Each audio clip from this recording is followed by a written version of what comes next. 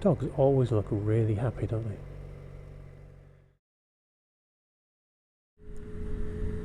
Good afternoon, YouTubers. Car Micah here. Just trying to extricate myself from York. Got the wife on the back. We decided to pay a visit to the motorcycle shop, or motorcycle accessory shop in York today. She fancies a pair of black motorbike jeans with the armour and what have you for Christmas. Unfortunately, York seems to have become so incredibly unfriendly to traffic, and particularly motorbikes, that we entirely failed. So we spent an hour driving to York, or riding to York I should say, and then about an hour just riding around trying to find somewhere to park that was near where we wanted to be. And to be honest, we weren't entirely sure of exactly where we wanted to be. And in the end we just decided we're too cold, so we stopped for a coffee.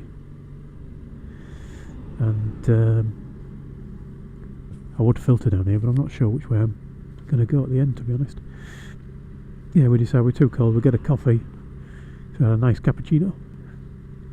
And now it's time to head back home, see if I can get home in time for the Formula 1 qualifying that's on this afternoon. The final race of the season.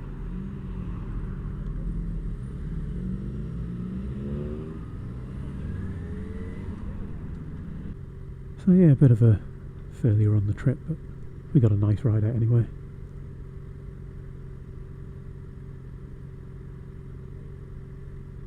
Just keeping an eye on this BMW in the left-hand lane who looks like he wants to come out to the right. Just keep an eye on him when we set off. So I thought today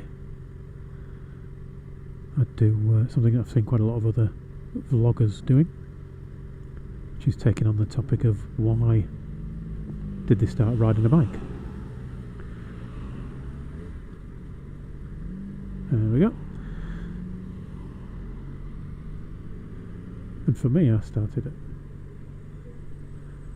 quite, I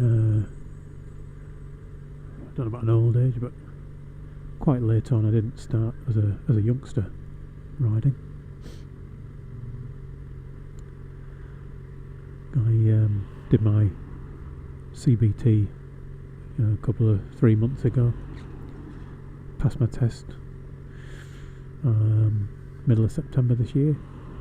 So I've been riding for probably now 2 months since getting my licence. I can hear a siren, but I can't work out where it's coming from.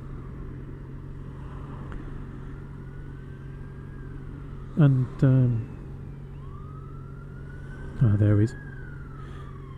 So for me, I know watching the BMW trying to get back into the left-hand lane, he obviously knows where he's going about as much as I do.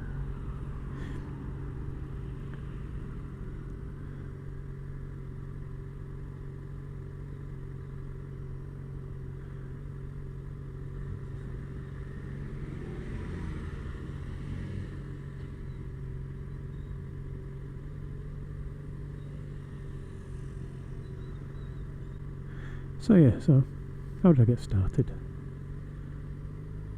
From being very young, I've always been a bit of a person for vehicles. I've always loved sports cars, and I had the dinky toys as a child of the sports cars, and Matchbox and what have you. Those little cars used to get. My mother used to take me past the shop quite near where we used to live. We would go shopping during the week, and quite often I'd get a new Matchbox car, 50p. They're a lot better back then as well than the things you see nowadays in little cars. And that stuck with me. I always loved vehicles. So when I got old enough to drive, I did my test, started driving a car, and then I took a slightly different direction. A friend of mine, for I think it was for his birthday, his parents got him a balloon trip to try, and he did this and he loved it, and he came to see me and said, "Do you fancy it?" And it didn't really excite me at all. the idea of going in a balloon. So he said, well, how about trying, while I was at the place doing the balloon trip, he said, I saw you can also do these experiences in an aeroplane. Would you fancy giving that a go? Light aircraft. Wow, that sounds more fun. Rather than doing an experience, I'm actually doing some work for one of those experience companies at the time, and I understood just how much of a rip-off those things were. So I said, rather than doing the experience, let's take a drive down to Humberside Airport and go and talk to the flying schools there and see what we can do with that. So off we headed to Humberside. We went to Humberside Flight Training, was the first one we looked at, and we loved it. At Humberside Airport, in with the big stuff. So we booked ourselves a little test flight, just half an hour each, and we got to take off. We didn't get to land on our first flight. We had a good fly around with us at the controls. It was great fun. So we decided there and then to do the pilot thing, and we both went off and did our pilot's licenses. So we're both private pilots, and we used to go most weekends to go flying for an hour. Now this was when I was about probably 28,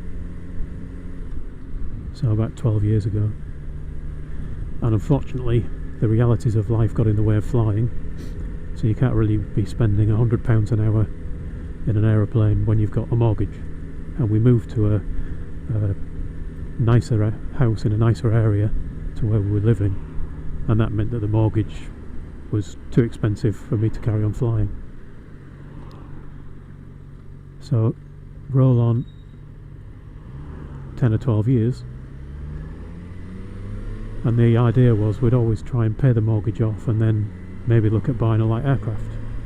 And then if you've watched my other videos, you'll know that I got diabetes, and I think you can actually carry on flying with diabetes, but there are things about diabetes that will potentially prevent you from flying, and I didn't want to start buying an aircraft and then finding out that within not too very long I wouldn't be able to fly it, so I didn't bother. So instead I thought, what can I do? So I still love machinery, I still want to play, and happened to change jobs recently and found that I was in amongst lots of people who ride bikes. So chatting with those people, I realised that maybe that would be something I would enjoy too.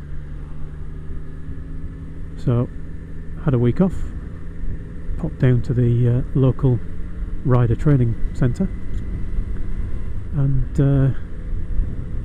they said, well, you know, there's not kind of anything other than anything you can do other than really do your CBT and see if you like it. Now the CBT cost about as much as an hour's flying, so what the heck. Did my CBT, found I loved it, and that's how I got started. So that's my story. Thanks for watching, ride safe, and I shall talk to you again soon.